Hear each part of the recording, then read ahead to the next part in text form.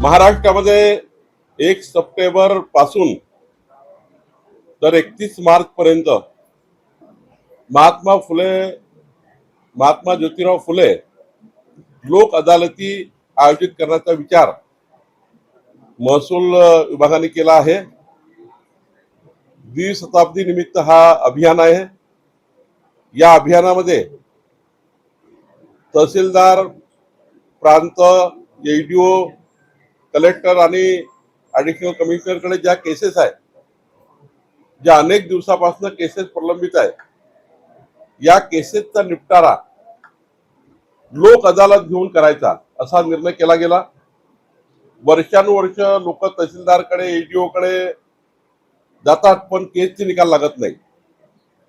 तसं वर्षभराच्या आतमध्ये केसचा निकाल लावा लागतो, पण 3-3, 4-4 वर्ष केस प्रलंबित आहेत। पुणेमध्ये आम्ही मॉडेल तयार केलं। पुणेच्या जिल्हाधिकारी यांनी लोक अदालत घेऊन 11,000 केसेस निकाली काढल्या। लोक अदालत घेणे म्हणजे दोन्ही पक्षकाराला बोलवणे आणि दोन्ही पक्षकाराला बोलवून दोघांचे म्हणणं ऐकून त्याच ठिकाणी निपटारा करणे। या पद्धतीचं अभियान आम्ही राज्यभर राबवतो आहे। सर्व तहसील कार्यालय, सर्व प्रांत कार्यालय, सर्व कलेक्टर कार्यालय, सर्व कमिशनर कार्यालयामध्ये लोक अदालती होतील आणि ज्या वर्षानुवर्ष केसेस चालू आहेत त्या केसेसचा निपटारा होईल।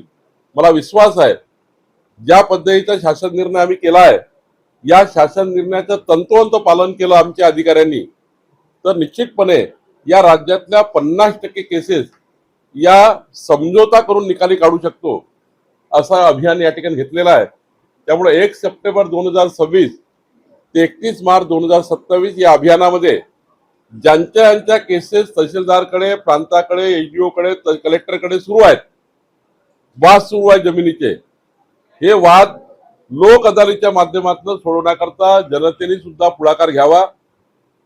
आमचे अधिकारी त्या ठिकाणी पुढाकार घेतील। निश्चितपणे हे अभियान आम्ही सक्सेसफुली पूर्ण करू। चाकण मधले जवळपास 20 उद्योग स्थलांतरित झाले, त्यावरून शरद पवार यांनी टीका केलेली आहे। उद्योग बाहेर जात आहे, सुविधा मिळत नाही, अशा प्रकारची टीका केली गेली। माननीय उद्योग मंत्री यांनी यामुळे पुढाकार घेतला आहे आणि पुढाकार घेऊन या सर्व चाकणमधल्या MIDC चाकण म्हणून वापस जाऊ नये, कारण तिथे रस्त्याचा एक मुख्य समस्या होती। माननीय नितीन गडकरी साहेबांनी तिथे पुणे चाकण हा जो रस्ता आहे त्याकरता या ठिकाणी भरीव तरतूद केली आहे। मला वाटतं बाकीच्याही फॅसिलिटी ज्या आहे आणि गरज पडली तर शरद पवार साहेबांनी जी सूचना दिली त्या सूचनेवर आमचे उद्योग मंत्री उदय सामंतजी हे निश्चितपणे काम करतील आणि कुठली इंडस्ट्री परत जाणार नाही याची काळजी आम्ही घेऊ। राहुल गांधींनी संदीप दीक्षित यांना एका कार्यक्रमात भेटी मारून पंतप्रधान नरेंद्र मोदी यांच्या परराष्ट्र धोरणावर टीका केली। व्यंगात्मक ती टीका होती की ज्या प्रकारे मेलिन यांच्यासोबत भेटी गाठी झाल्या। राहुल गांधीला आता काही धंदा उरला नाही, व्यंग करतील। व्यंग करणारे लोक फार काही टिकत नाही। शेवटी व्यंग करून कधी माणसं मोठे होत नाही। राहुल गांधीकडे आता व्यंग केल्याशिवाय पर्याय नाही। ॲग्रीस्टेकमध्ये 1.5 लाख शेतकऱ्यांची नावं नाहीये, ती नावं येण्यासंदर्भात काय प्रयत्न? काल मी जमाबंदी आयुक्ताकडे स्वतः गेलो होतो, त्या ठिकाणी संपूर्ण आढावा घेतला। राज्यामध्ये 2,31,000 शेतकरी असे ज्यांच्या नावावर 7/12 नाहीये, जमीन कसतात पण 7/12 नाही। मग ते आदिवासी भागातले शेतकरी आहे, कोकणातले शेतकरी आहे, काही आकारपडती शेतकरी आहे, काही त्या ठिकाणी वेगवेगळ्या कायद्यामध्ये अडकलेले इनाम देवस्थान जमिनीमधले शेतकरी आहेत ज्यांच्या नावावर अजून प्रॉपर्टी कार्ड झाला नाही, 7/12 झाला नाही। या सर्व शेतकऱ्यांना त्यांचा पीक विमा योजना असेल, पीक कर्ज असेल, हे सर्व मिळण्याकरता आम्ही आता पुढाकार घेतो आहे आणि मला विश्वास आहे कालपर्यंत 60,000 आकडा आम्ही पार केला 2,31,000 मधून। आता 1,60,000 लोक राहिले आहेत। त्यांच्याही पुढच्या 1 महिन्यामध्ये काही ना काही मार्ग काढून, काही ठिकाणी कायदे बदलाची गरज आहे, काही ठिकाणी वेगवेगळ्या नियम अटी आहेत। जसं पालघर ठाणेमध्ये वर्कर्स आहे लिहिलेलं, रत्नागिरी सिंधुदुर्गमध्ये कबुलतदार लिहिलेला आहे, मराठवाड्यामध्ये या ठिकाणी निजामाच्या जमिनी आहेत, नंदुरबारमध्ये जहागीरदार आहेत, पश्चिम महाराष्ट्रामध्ये देवस्थानी इनाम आहे, देशमुख इनाम आहे, त्या ठिकाणी असे अनेक वतन आहेत। त्यामुळे वेगवेगळे कायद्याचा बदल करून सर्व शेतकऱ्यांना त्यांच्या जमिनी जे कसतात त्यांना परत मिळणे याकरता शासनाची भूमिका, आमच्या सरकारची भूमिका। कारण देवेंद्रजींनी महाराष्ट्राला शब्द दिला आहे की कुठल्याही शेतकऱ्याला अन्याय होणार नाही। जसं आता आदिवासी शेतकऱ्यांना आम्ही आदिवासी शेतकऱ्यांना आम्ही आता या ठिकाणी नवीन 7 आणि 12 दिल्यामुळं त्या ठिकाणी त्यांच्या जमिनी त्यांच्या नावानं होणार आहे. संजय राऊत यांनी गृहमंत्र्यांचा म्हणजे केंद्रीय गृहमंत्र्यांचा सैद्धांतिक गृहमंत्री म्हणून असा उल्लेख केला आहे. मिठ्या मारून देशाचं परराष्ट्र धोरण ठरत नाही असा देखील उल्लेख करून पंतप्रधानांवर टीका केली.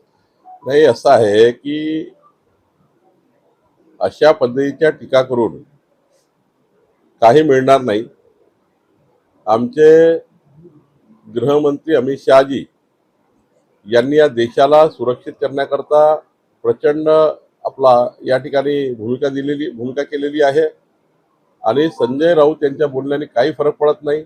संजय राऊत यांचं बोलणं कोणी सिरियस घेत नाही. त्यामुळं केंद्रीय गृहमंत्र्यावर टीका करणे हे या ठिकाणी खरं तर आपण अशी टीका केली पाहिजे ज्या टीकेला अर्थ आहे. गेल्या 10-12 दिवसात विदर्भात आणि महाराष्ट्र विभागात ओबीसी संघटना आक्रमक आहे. तुमच्यावर जी टीका केली जात आहे जरांगे पाटील यांच्याकडून, त्यामुळे आक्रमक आहे, निवेदन देत आहे, आंदोलन होत आहे, रस्त्यावर उतरत आहे ओबीसी समाज. मी कालच सांगितलं आहे, आता यावर बोलणं अधिक उचित होणार नाही. पण ओबीसी संघटनांना माझी विनंती आपल्या माध्यमातून आहे की रस्त्यावरचे वाद, रस्त्यावरचे मोर्चे, आंदोलन करून या राज्याची कायदा व सुव्यवस्था या ठिकाणी बिघडवणे हे काही योग्य नाही. समाजामध्ये वाद निर्माण होणे योग्य नाही. ही महाराष्ट्राची संस्कार संस्कृती नाही. आणि त्यामुळं मला वाटतं अशा कुठल्याही ओबीसी समाजाच्या संघटनेनी कुठलेही आंदोलन मोर्चे करू नये. मनोज जरांगे वारंवार तुमच्यावर टीका करतात, त्यामुळे ओबीसी समाजामध्ये एक खतखत आहे. त्यांचं असं म्हणणं आहे की ठरवून तुमच्यावर लक्ष केलं जातं. मी कालच सांगितलं की पूर्ण भूमिका काल मांडलेली आहे. त्यामुळे रोज या विषयावर बोलणं काही उचित ठरणार नाही. एक प्रश्न असा, रवींद्र चव्हाण नागपुरात जी असेल, रील्स असेल, अल्गोरिदम ज्या सोशल मीडियाचं ते वाढवलं पाहिजे सल्ला रवींद्र चव्हाणांनी कार्यकर्त्यांना दिला. योग्य सल्ला दिलाय, तुमच्या वेळेस सुरू झालं होतं. योग्य सूर दिलाय की योग्य सल्ला दिलाय माननीय अध्यक्षांनी आणि त्या अध्यक्षांनी दिलेल्या सल्ल्याचं आम्ही सर्व पालन करू. जळगाव जिल्ह्यात भाजप सेना युती मागच्या 30 वर्षापासून आहे.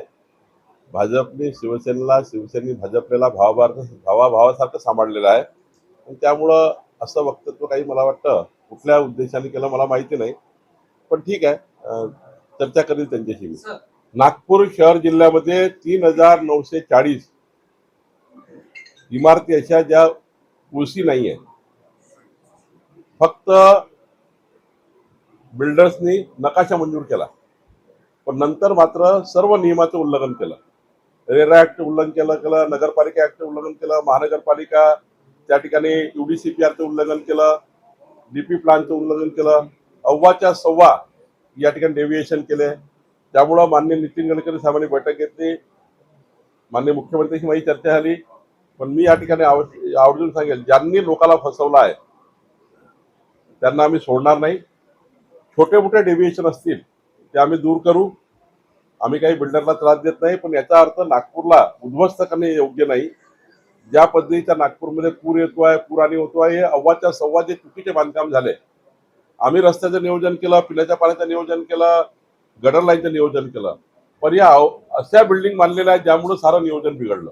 आज नागपूरला पुराणी का होत आहे याचं कारण हेच आहे की त्या ठिकाणी अनाधिकृतपणे 4-4 हजार इमारती, 4-4 हजार इमारती, त्यात राहणारे कितीतरी फ्लॅट धारक ज्यांनी रजिस्ट्री करून घेतली आहे किंवा ज्यांची रजिस्ट्री झाली नाही आहे, त्यांचं काय, नागपूरचं काय, नागपूरचं त्या ठिकाणी पूर्णच उद्ध्वस्त व्हायला निघालाय. आणि त्यामुळं असं काही चालणार नाही नागपूरमध्ये. या ठिकाणची अशी दादागिरी आम्ही खपून घेणार नाही. या ठिकाणी सर्व बिल्डरला माझी सूचना आहे, 3 महिन्याच्या आतमध्ये सर्व बिल्डरनी जे काही डेव्हिएशन केले असतील, जे काही चुका केल्या असतील त्या चुका दुरुस्त करा, ओसी घ्या, ऑक्युपन्सी सर्टिफिकेट घ्या आणि या ठिकाणी आपला रजिस्टर करा. यानंतर आम्ही कायदाही आणतोय की अग्रीमेंट टू सेल करताना केवळ 75% 80% रक्कम तुम्हाला घेता येईल, 20% पुन्हा त्या ठिकाणी अंतिम रजिस्ट्रीसाठी आम्ही बोलवू. आम्ही कायद्यात बदल करतोय, रजिस्ट्रेशन ऍक्ट मध्ये बदल करतोय. रजिस्ट्री करून द्यायची, मग ते घर बांधलं की नाही बांधलं, फ्लॅट बांधला की नाही बांधला, हे काही योग्य नाही. या राज्यामध्ये असं चालणार नाही.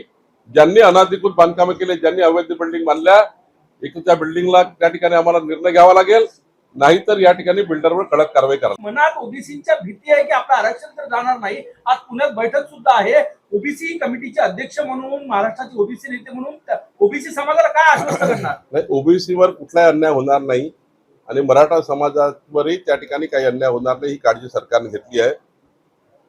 आम्ही आधीच सांगितलं की जे पात्र कुणबी समाजाचे लोक आहेत, जे आता 22,20,000 प्रमाणपत्र दिले आहे, त्यामध्ये पात्र कुणबी समाजाचे जे काही डॉक्युमेंट्स आहे त्या सर्व समाजाच्या लोकांना आम्ही सर्टिफिकेट दिले आहे. आणि त्यामुळं मूळ जो कुणबी दाखला असलेला जन्मजात कुणबी दाखला आहे किंवा त्या ठिकाणी वंशावळीमध्ये आलेला आहे त्यांना त्या ठिकाणी प्रमाणपत्र दिलं आहे, त्यांची कोणाची ना नाही आहे. पण चुकीच्या पद्धतीने काही होत असेल तर त्या ठिकाणी कोणतंही त्या ठिकाणी आम्ही मान्य करत नाही. पण असा कुठलाही वाद आम्ही करत नाही आहे. ओबीसी आपल्या ठिकाणी आहे, मराठा आपल्या ठिकाणी आहे. दोन्ही समाज गुण्यागाविंदाने गावात राहतात. दोन्ही समाज भावाभावासारखे आहे. कुठल्याही समाजाने आपसामध्ये वाद करायचा नाही आहे. ओबीसीलाही न्याय हक्काची मागणी करता येतं, मराठा समाजाला न्याय हक्काची मागणी करता येतं. त्यांनाही दोन्ही प्लॅटफॉर्म आहेत. जर ओबीसी समाजाच्या लोकांवर काही वाटतं असा अन्याय झाला असेल तर माझी कॅबिनेट सब कमिटी आहे, मी त्या ठिकाणी पूर्ण वेळ ऐकायला तयार आहे. त्यामुळं या ठिकाणी काही जर त्यांच्या समस्या असेल तर आपण ऐकून घेऊ. या ठिकाणी ओबीसी संघटनांनी काही म्हटलं मला की बाबा तुम्ही आमचं ऐकून घ्या, तर आम्ही ऐकून घेऊ. इकडे मराठा समाजाच्या या ठिकाणी काही संघटनाचं म्हणणं असेल तर त्या ठिकाणी विखे पाटील जी कमिटीचे सब कमिटीचे चेअरमन आहे. त्यामुळे या राज्यामध्ये कुठल्याही समाजाचा वाद होणार नाही. 18 प्रगट जाती 12 बोलतेदार हा जो समाज आहे या समाजालाही तेवढंच त्या ठिकाणी मजबूत ठेवणं आवश्यक आहे. त्यांच्या मागण्या पूर्ण करणं आवश्यक आहे. संविधानात जे आरक्षण त्यांना मिळालं तेही त्या ठिकाणी टिकवणं आवश्यक आहे. आणि मराठा समाजालाही दिलेलं आम्ही जे पाठबळ आहे आणि जे नियमाने दिलेलं आरक्षण आहे ते टिकवणं आवश्यक आहे. या सगळ्या याच्यामध्ये तुम्ही सायकली देणार आहात अशी माहिती पुढे आलेली आहे. या सगळ्या मुलींसाठी तुम्ही काय पुढाकार घेताय की खेतपूर जे गाव आहे पुरी तालुक्यातलं त्या ठिकाणी हो, आजपासून बस तिथे सुरू झालेली आहे. तुम्ही सायकलिंग- फोन केला होता एसटी प्रशासनाला.